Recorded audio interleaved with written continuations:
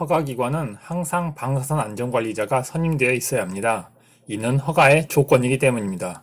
그런데 안전관리자가 퇴사한 경우, 그리고 회사에 또 다른 면허자가 없는 경우에 새로운 면허자 채용에 시간이 소요됩니다. 그래서 새로운 면허자 채용을 위해 임시로 대리인을 지정하는 제도가 만들어졌습니다. 원래는 면허자 퇴직 후 신규 채용까지 30일의 여유를 주기 위해 만든 규제 완화를 위한 제도였지만 대리자 제도의 일반화를 위해 규정을 만들다 보니 정작 규제가 강화된 측면도 있습니다.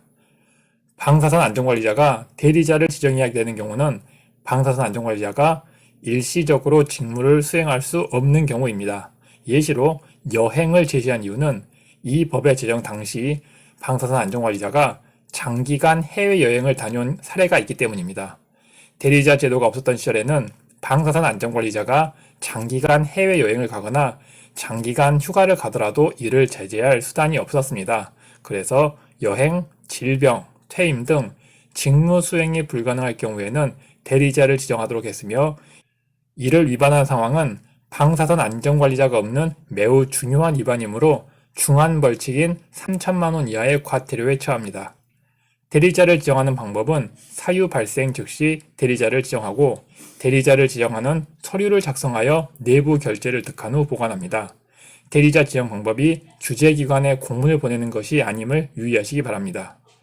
대리자 지정은 회사 내에서 처리하는 것이며 대리자를 지정했다는 서류만 보관하고 있으면 됩니다. 매번 규제기관에 공문을 보내지 않더라도 대리자 지정이 잘 되었는지 여부는 규제기관이 정기검사 때 검사할 수 있습니다. 대리자를 선임할 수 있는 기간은 연간 30일 이내이며 출산휴가인 경우에는 연간 90일 이내입니다.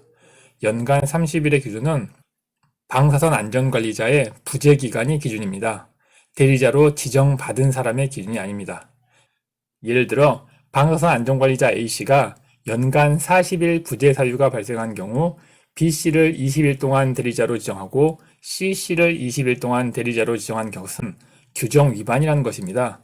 비록 B씨와 C씨가 각각 20일 동안 대리자로 지정되었지만 대리자 개개인의 대리 기간이 기준이 아니라 방사선 안전관리자 부재기간인 40일이 기준이므로 연간 30일 이내에 직무대행 기간을 초과한 것입니다. 만약 안전관리자 A씨가 퇴사 후 20일 이후에 새로운 안전관리자 B씨를 선임하여 20일 동안 다른 대리자를 지정했다고 가정하겠습니다. 이후 다시 새로운 안전관리자 B씨가 퇴직한다면 새로운 안전관리자를 무조건 10일 이내에 채용해야 합니다. 안전관리자 1인별 각각 30일이 아니라 회사 기준으로 연간 30일이 대리자를 지정할 수 있는 기간이기 때문입니다. 만약 10일 이내에 새로운 면허자를 구할 수 없다면 사업 중단 신고를 해서 면허자 채용의 의무를 중지시킴과 동시에 이 기간 동안 방사선과 관련된 일체 행위를 멈춰야 합니다.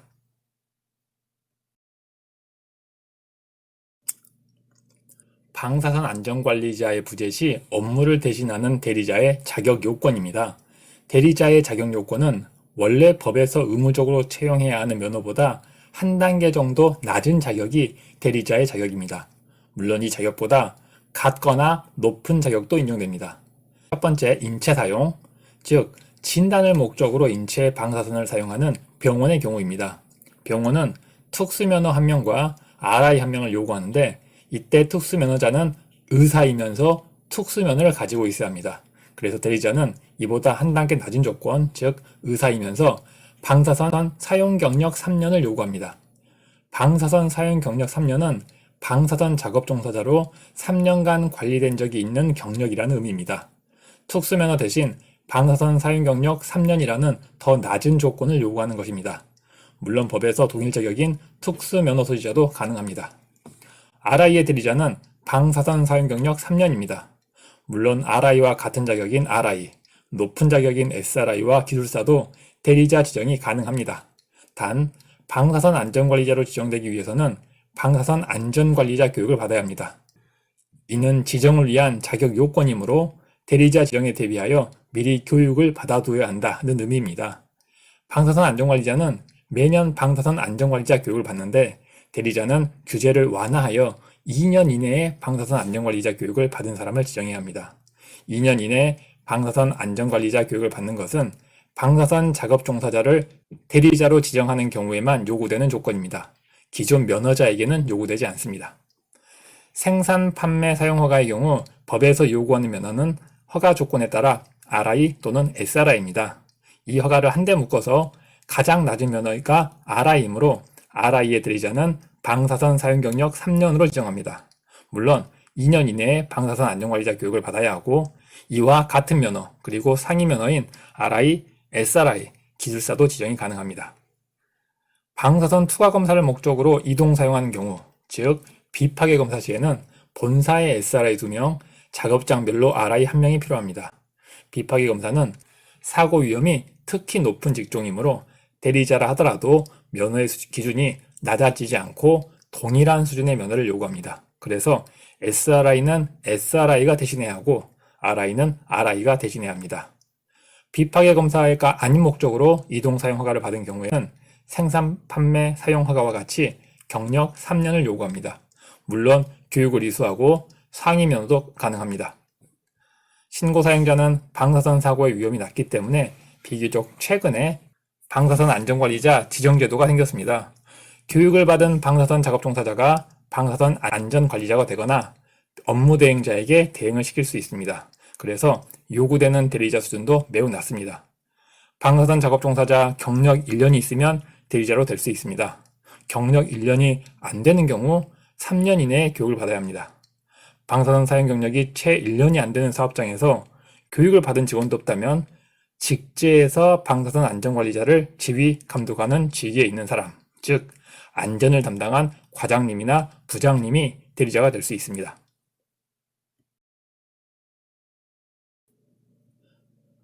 허가 사용자의 방사선 안전관리자는 관련 업무를 외부 기관에게 일부 대행시킬 수 있습니다.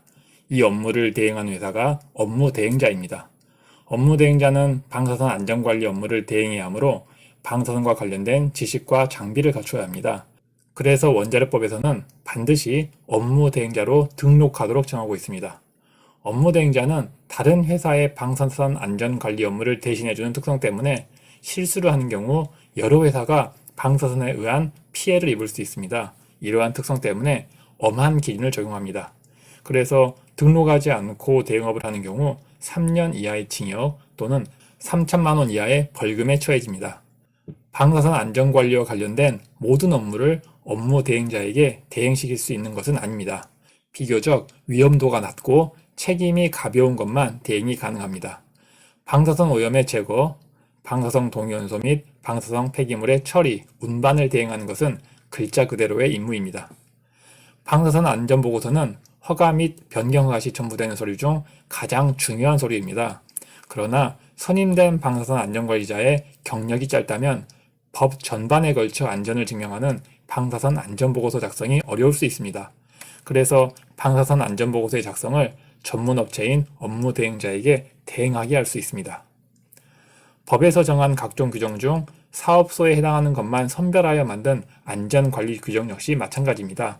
법의 전반을 알고 있어야 작성이 가능하므로 경험자가 만드는 것이 현실적이기 때문입니다. 서류로 진행되는 사용허가 후에는 직접 현장을 확인하는 시설검사라는 절차가 있습니다. 이 시설검사는 규제기관에 의해 시행됩니다. 그러나 위험도가 적은 시설의 변경허가 시에는 사용자가 자체적으로 시설검사를 진행하거나 업무자가 대신할 수도 있습니다. 이를 사용시설 등의 설치에 대한 감리라고 합니다. 대행할 수 있는 업무 중 방사선 안전관리는 계약에 의해 방사선 안전관리자의 역할을 대신한다는 의미입니다. 허가 신청 시 제출하는 서류 중 인력의 재직을 입증하는 서류가 있고 이 서류 대신 업무대행 인력으로 방사선 안전관리자를 가름하는 경우 업무대행 계약서류 사본을 제출하도록 되어 있었던 규정이 이 내용입니다. 대략 RI가 선임될 정도의 기간은 방사선 안전관리에 대행이 가능합니다. 방사선원의 누설점검, 사용시설 등의 설계는 이해하기 어렵지 않은 내용이며 자체점검 보고서는 정기검사의 한 종류로 직접 현장에 나와서 검사하는 현장검사 대신 서류로 심사할 때 제출하는 서류입니다.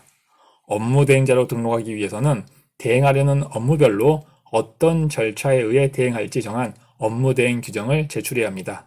이 서류에는 아래 내용이 포함되어 있어야 합니다. 수행하려는 대행 업무에 절차가 있음을 유의하시기 바랍니다. 업무 대행자로 등록할 때 위에 기술된 모든 업무를 대행하는 것이 아닙니다. 업무 대행자가 대행하고자 하는 업무를 선택하여 해당 업무에 대해서만 등록하고 해당 업무만 수행할 수 있습니다. 대행 업무의 범위에 따라 업무 대행자에게 요구되는 인력 및 장비의 수준이 달라지기 때문입니다.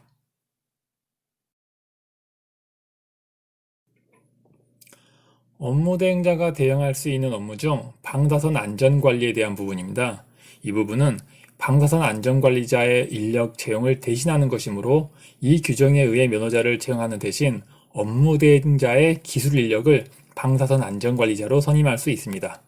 즉 회사에서 업무 대행자와 업무 대행 안전관리 계약을 체결하면 면허자를 채용하지 않아도 됩니다. 그러나 모든 상황에서 면허자를 채용할 수 있는 것은 아닙니다. 대략 RI가 요구되는 상황에서 업무 대행이 가능합니다. 먼저 밀봉 RI를 진단용으로 사용하는 경우입니다. 밀봉 RI임을 유의하시기 바랍니다.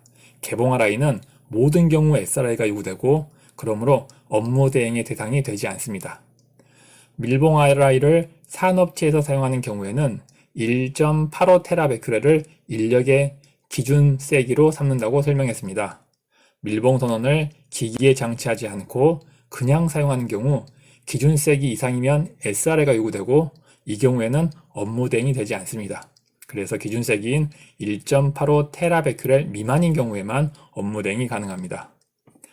밀봉 선원을 기기에 설치하여 더욱 안전하게 사용하는 경우에는 기준 세기 2배 이상에서 SRI를 요구하고 역시 이 경우에는 업무 대행이 되지 않습니다. 그래서 기준 세기 2배 미만에서만 업무 대행이 가능합니다. RG는 250과 350으로 나눴습니다. 350 이상은 1대, 250부터 350은 2대인 경우 SRI입니다. 그래서 250kV, 5mA 이하 1대인 경우에만 업무 대행이 가능합니다. RG를 판매하는 경우에는 방사선에 의한 피폭 위험이 높지 않으므로 RI를 요구하고 업무 대행이 가능합니다. 업무 대행자에 등록된 기술 인력은 1인당 허가기관의 15개 회사의 안전관리자를 대행할 수 있습니다. 신고기관의 경우 위험도가 낮으므로 30개 회사의 안전관리자를 1명이 대행할 수 있습니다.